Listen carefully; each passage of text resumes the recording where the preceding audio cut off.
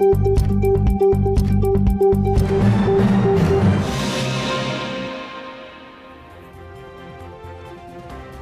وزیر خارجہ کی روسی صدر ولادیمیر پوٹن سے ملاقات، مشرق وسطیٰ کی صورتحال پر گفتگو۔ عباس عراقچی نے کہا کہ ایران امریکی صدر کی جانب سے مذاکرات کی درخواست کا جائزہ لے رہا۔ ٹرمپ نے مذاکرات کی درخواست اس لیے کی کیونکہ امریکہ اپنے کسی بھی مقصد کو حاصل نہیں کر سکا۔ روسی صدر نے کہا کہ ایرانی عوام اپنے ملک کی خود مختاری کے تحفظ کے لیے بہادری سے جدوجہد کر رہے۔ امید ہے کہ ایرانی قوم اس مشکل دور سے نکل آئے گی اور خطے میں جلد امن قائم ہوگا۔ ماسکو مشرق وسطیٰ میں جلد امن کے لیے اپنی تمام ممکنہ کوششیں جاری رکھے گا۔ صدر پوٹن نے ایرانی سپریم لیڈر کے لیے نیک خواہشات کا پیغام بھی بھیجا۔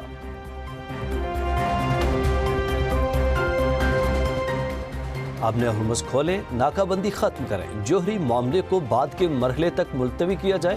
ایران نے پاکستان کے ذریعے امریکہ کو نئی تجاویز پیش کر دی۔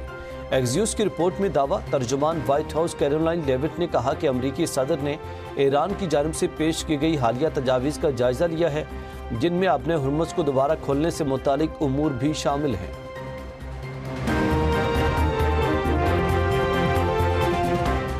جرمن قیادت کی جانب سے ایرانی سفارتی کوششوں کی تعریف۔ جرمن چانسلر کے مطابق ایرانی قیادت نہایت مہارت کے ساتھ مذاکرات کر رہی ہے، وہ توقع سے زیادہ مضبوط دکھائی دے رہی ہے۔ کہا یہ واضح نہیں ہے کہ امریکہ اس صورتحال سے نکلنے کے لیے کون سی حکمت عملی اختیار کرے گا۔ ادھر جرمنی کے وزیر خارجہ نے کہا کہ جب تک جوہری خطرات برقرار رہیں گے، جرمنی اور اس کے اتحادیوں کو مؤثر دفاعی صلاحیت ڈیٹرنس کی ضرورت رہے گی۔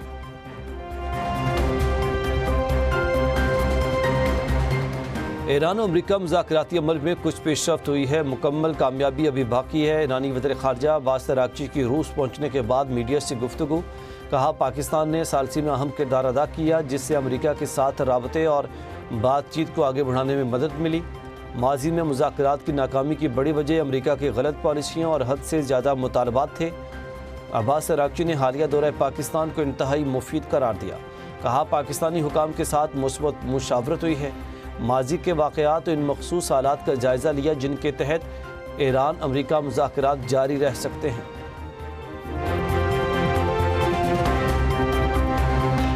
ایرانی مذاکرات کار امریکہ سے ڈیل کے لیے سنجیدہ، وہ موجودہ خرابی سے نکلنا چاہتے ہیں۔ ایرانی حکومتی قیادت ٹوٹ پھوٹ کا شکار ہے، مذاکرات کی راہ میں رکاوٹ ہے۔ امریکی وزیر خارجہ مارکو روبیو کا فاکس نیوز کو انٹرویو میں دعویٰ۔ کہا کہ موجودہ تنازع سے دنیا نے دیکھ لیا کہ ایران کتنا بڑا خطرہ ہے۔ امریکی وزیر خارجہ کا ایران کا اپنے ہرمز پر کنٹرول یا فیس لینے کا حق تسلیم کرنے سے انکار۔ کہا اپنے ہرمز بین الاقوامی آبی گزرگاہ ہے، کسی کو یہ حق حاصل نہیں کہ وہ فیصلہ کرے کہ کون گزر سکتا ہے یا کوئی اس کے بدلے ادائیگی کرے۔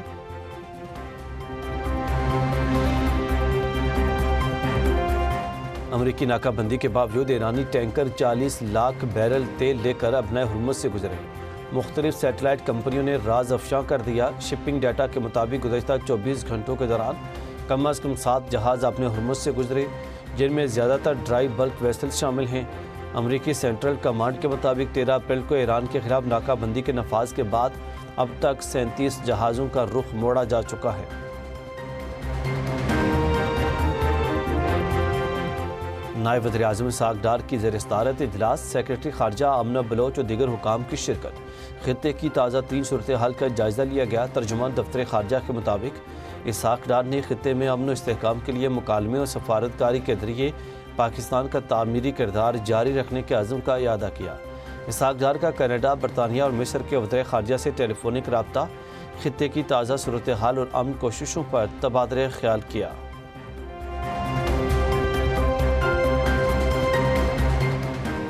اسلام آباد مذاکرات کے لیے آیا امریکی سپورٹنگ لاجسٹک اور سیکورٹی سٹاف واپس چلا گیا۔ امریکی نائب صدر جے ڈی وینس کے متوقع دورے کے پیش نظر امریکہ کی ایڈوانس ٹیم پاکستان رکی ہوئی تھی۔ امریکی ٹیم کے ساتھ گاڑیاں، جدید سیکورٹی آلات اور دیگر ساز و سامان بھی تھا۔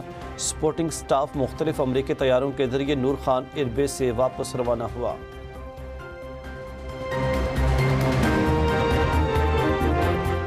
شائقین کرکٹ کے لیے بڑی خوشخبری، وزیر اعظم نے P S L play of match stadium میں دیکھنے کی اجازت دے دی۔ شہباز شریف سے چیئرمین پی سی بی کی ملاقات، وزیر اعظم کا پلے آف کی چاروں ٹیموں کے لیے نیک خواہشات کا اظہار۔ محسن نقوی کی شائقین کرکٹ میچز کے لیے پبلک ٹرانسپورٹ استعمال کرنے کی تاکید۔ وزیراعظم نے ایران امریکہ مذاکرات کے دوران بہترین سیکورٹی انتظامات پر محسن نقوی کی ستائش بھی کی۔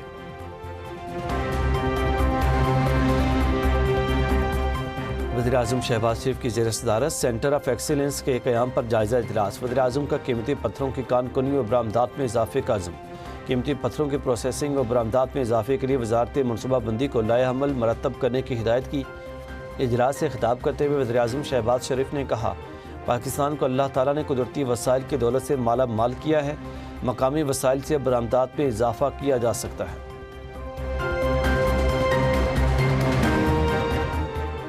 سوئی ناردرن کے خلاف پیمرا قواعد کی خلاف ورزی کا الزام۔ وزیراعظم کا ٹرانسپیرنسی انٹرنیشنل کی شکایت کا نوٹس۔ وزیراعظم کے متعلقہ حکام کو ٹینڈر میں پیپرا قوانین کی خلاف ورزی کی شکایت کی تحقیقات کی ہدایت۔ وزیراعظم نے کہا کہ تحقیقات میں اگر شکایت کی تصدیق ہو تو ذمہ داران کے خلاف کارروائی کی جائے۔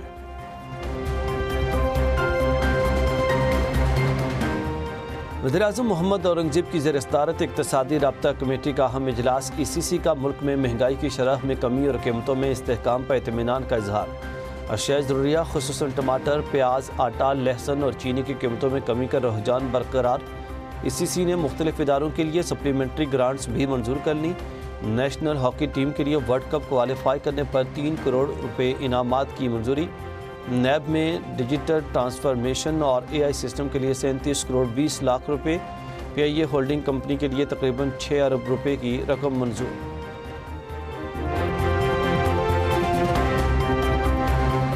پالیسی ریٹ میں 1% اضافہ 10.5% سے بڑھا کر 11.5% کر دیا گیا۔ اسٹیٹ بینک کی طرف سے نئی مانیٹری پالیسی جاری۔ اعلامیہ کے مطابق تیل کی قیمتوں میں اضافہ اور سپلائی چین معیشت پر اثر انداز ہوئی۔ مہنگائی پر قابو پانے کے لیے پالیسی ریٹ بڑھایا گیا۔ مارچ 2026 میں مہنگائی کی شرح 7.3% رہی۔ کرنٹ اکاؤنٹ $1 ارب سے سرپلس رہا۔ 9 ماہ کا کرنٹ اکاؤنٹ $174 ملین سرپلس رہا۔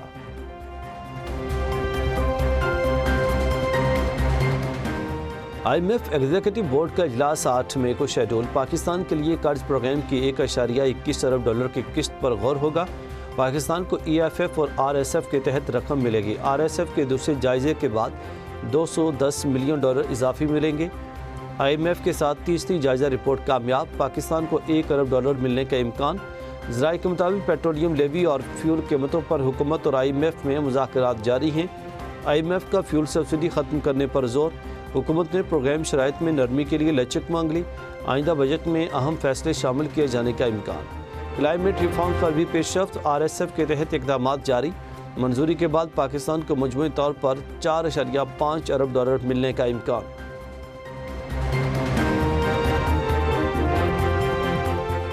پاکستان اور سری لنکا کے افواج کے درمیان مشترکہ انسداد دہشت گردی مشق شیک ہینڈز 2 کا آغاز۔ 2 ہفتوں پر مشتمل یہ مشق تربیلا میں ہو رہی ہے۔ پاک فوج کے اسپیشل سروسز گروپ اور سری لنکن آرمی کے اسپیشل فورسز شریک۔ ISPR کے مطابق مشترکہ مشق کا مقصد پیشہ ورانہ صلاحیتوں میں اضافہ اور باہمی تربیت کے ذریعے سے تعاون کو فروغ دینا ہے۔ دونوں ممالک کی افواج انسداد دہشت گردی آپریشنز کے حوالے سے تجربات اور مہارتوں کا تبادلہ کریں گے۔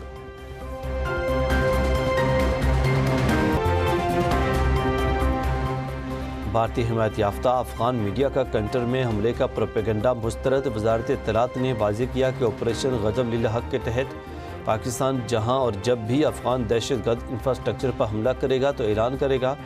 بیان میں کہا گیا کہ افغان میڈیا کنٹر پر تصوراتی حملوں کا پروپیگنڈا کر رہا۔ افغان طالبان رجیم کے پاس اپنے عوام کو دینے کے لیے کچھ نہیں ہے، وہ صرف غلط اطلاعات اور نفرت پر انحصار کرتی ہے۔ طالبان رجیم نے بھارتی پروپیگنڈا اکاؤنٹ سے صرف جھوٹ اور فالس فلیگ ہی سیکھا۔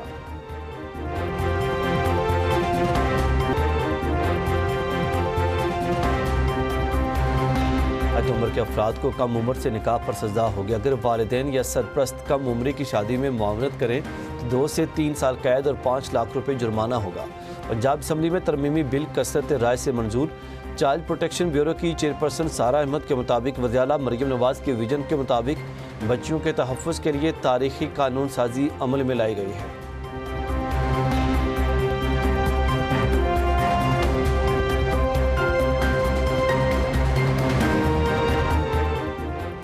وزیر اعلیٰ مریم نواز کے فلاحی پروگرامز نے نئی تاریخ رقم کر دی ہے۔ مختصر مدت میں راشن کارڈ، ہمت کارڈ اور مائنارٹی کارڈ سے 16 لاکھ سے زائد لوگ مستفید ہوئے۔ خصوصی اجلاس میں وزارہ کا دہرانی پروگرام میں 9000 کا ہدف مکمل کرنے کا حکم، لاوارث کمسن بچوں کے لیے باقاعدہ یتیم خانے قائم کرنے کی ہدایت، زکوٰۃ فنڈ سے ادویات کی فراہمی کا سسٹم ڈیجیٹلائز کرنے کا حکم، پنجاب بھر میں گداگروں کا ڈیٹا اور میپنگ کا اصولی فیصلہ، وزالہ کے خط غربت سے نیچے زندگی گزارنے والوں کی بھرپور مالی معاونت کی ہدایت۔ مریم نواز کا گفتگو کرتے ہوئے کہنا تھا کہ ہمارا مقصد عام آدمی کی فلاح و بہبود اور مدد ہے، محروم معیشت افراد کی بحالی کے لیے ہر ممکن اقدام کرنا چاہیے۔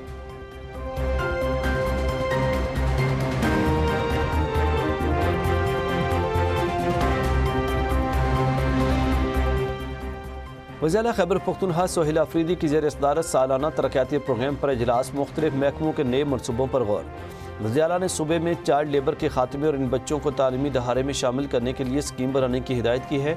نوجوانوں کے لیے ڈیجیٹل انٹرنشپ پروگرام اور ٹیکنالوجی انکیویشن سینٹرز کے قیام کی بھی تجویز۔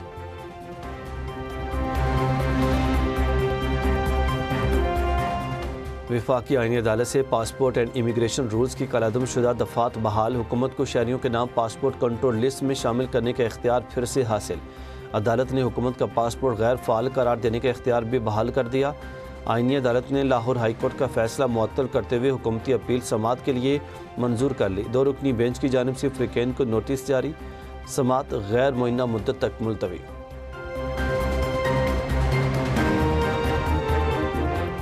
پنجاب کے لوگوں کو اپنا حق مانگنے کے لیے وزیر اعلیٰ کو کہنا نہیں پڑتا، وزیر اعلیٰ مریم نواز خود عوام کو سہولیات فراہم کر رہی ہیں۔ مریم نواز کے دور حکومت میں پنجاب کے اندر مثالی کام ہوئے۔ اپنا کھیت اپنا روزگار پروگرام کے تحت بنجر زمینوں کو آباد کیا جائے گا۔ صوبائی وزیر اطلاعات عظمہ بخاری کے پریس کانفرنس، کہا اپنا کھیت اپنا روزگار اسکیم بے زمین کاشتکاروں کے لیے ہے۔ اسکیم سے 88,000 سے زائد خاندان مستفید ہوں گے۔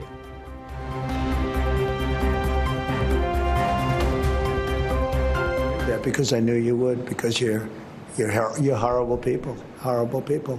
Yeah, he did write that. I'm not a rapist. I didn't rape anybody. Do you think he was referring to you? Excuse me. I'm not a pedophile. You read that crap from some sick person.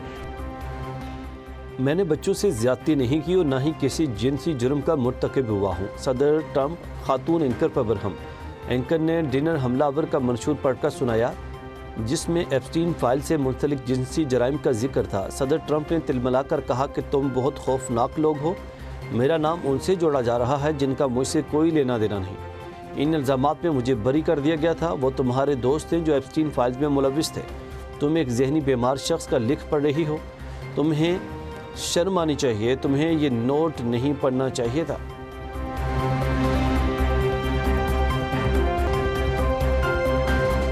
حزب اللہ کے سربراہ نعیم قاسم نے ایک بار پھر اسرائیل کے ساتھ مذاکرات کو مسترد کر دیا۔ نعیم قاسم نے کہا کہ ہم نہ جھکیں گے، نہ پیچھے ہٹیں گے اور نہ ہی شکست تسلیم کریں گے۔ اسرائیلی لبنان میں اپنے مقاصد حاصل نہیں کر سکے، جارحیت کا بھرپور جواب دیتے رہیں گے۔ براہ راست مذاکرات کا سوال ہی پیدا نہیں ہوتا۔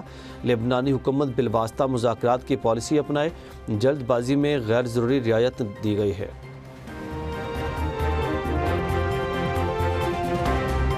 اسرائیلی وزیر اعظم نتن یاہو کو بڑا دھچکا۔ 2 سابق وزراء اعظم نے نیا انتخابی اتحاد بنانے کا اعلان کر دیا۔ اتحاد کا مقصد نتن یاہو کی مخلوط حکومت کو شکست دینا ہے۔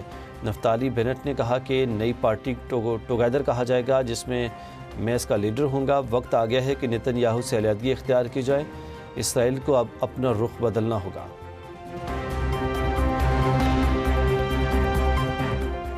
اسلام آباد میں تجاوزات کے خلاف بلا امتیاز آپریشن جاری۔ وفاقی وزیر داخلہ محسن نقوی کی زیر نگرانی میرٹ اور ایوب چوک کے قریب گرین بیلٹ پر قائم ایف سی کیمپ آفس مسمار۔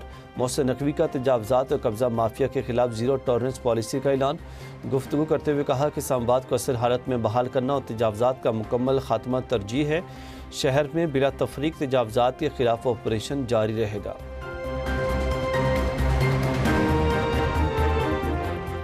پاکستانی عازمین حج کے قافلے مکہ مکرمہ پہنچنا شروع۔ احرام میں ملبوس پاکستانی عازمین کا مکہ مکرمہ میں پرتپاک استقبال۔ ڈی جی حج عبدالوہاب سمرو کی سینئر افسران کے ہمراہ عازمین سے ملاقاتیں۔ عازمین کی زمزم کھجور مشروبات سے تواضع کی گئی۔ عازمین حج کے پہلے عمرے کی ادائیگی کے انتظامات بھی مکمل۔